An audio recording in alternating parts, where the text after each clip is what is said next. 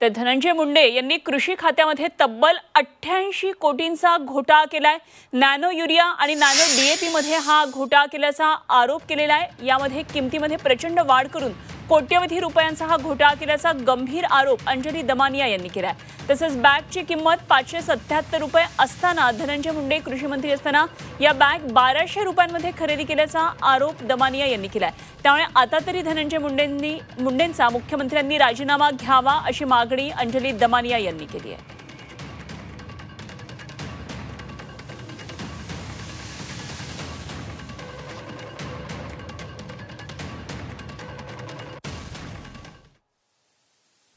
हे nano DAP ची bottle आहे, याची किंमत आहे 522 रुपये 1 लिटरची।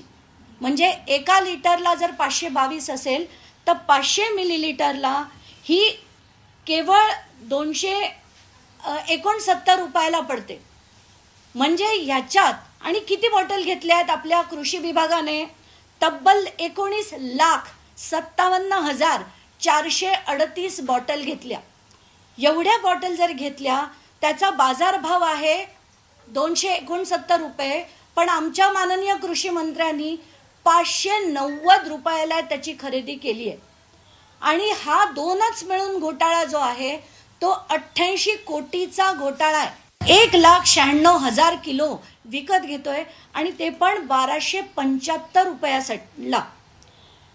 पाचवा भाग कॉटन स्टोरेज बॅग्स या तब्बल 6,18,000 घेतल्या गेल्या। आणि त्या कशा घेतल्या गेल्या तर काहीच दिवसांपूर्वी ICAR नावाची जी संघटना आहे, जी सरकारी ऑर्गनायझेशन आहे नागपूरला, त्यांनी 20 अशा बॅग्स घेतल्यात आणि ते मी माझ्या डॉक्युमेंटमध्ये लावलेलं आहे।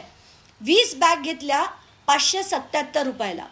पण माननीय कृषी मंत्री यांनी जे केलं टेंडर, त्याच्यात या बॅग तब्बल 1250 रुपयाला घेतल्या गेल्या।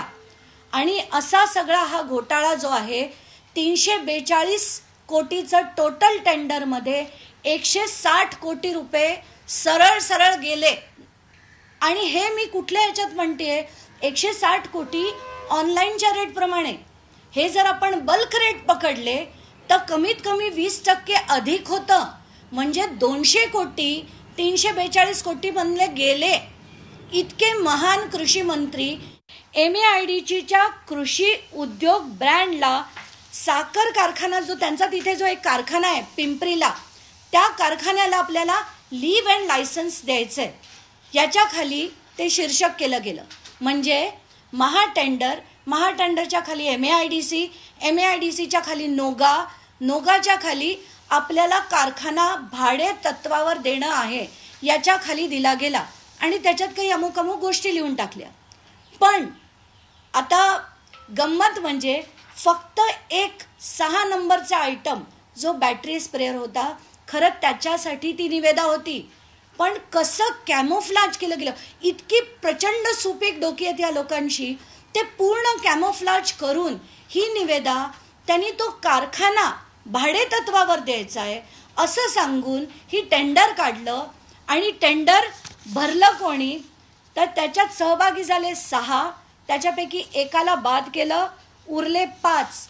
ह्या 5 पैकी 4 जण इंदोरच्या एकाच गावातले आहेत। एखादी निविदा काढल्यानंतर अनेक गोष्टी घडतात, टेक्निकल इव्हॅल्युएशन होतं, या सगळ्या गोष्टी घडतात, पण या कुठेही झालेल्या आपल्याला दिसत नाहीयेत। 2 ज्या होत्या निविदा, दोन्ही DAPच्या आणि युरियाच्या, या तब्बल एक होती 25 कोटी 19 लाखाची, 25.19 कोटी हे सरळ युरियामध्ये गेले आणि DAP मध्ये 62 कोटी हे पूर्णपणे गेले। दुसरं, आता मेटाल्डिहाइड घोटाळा।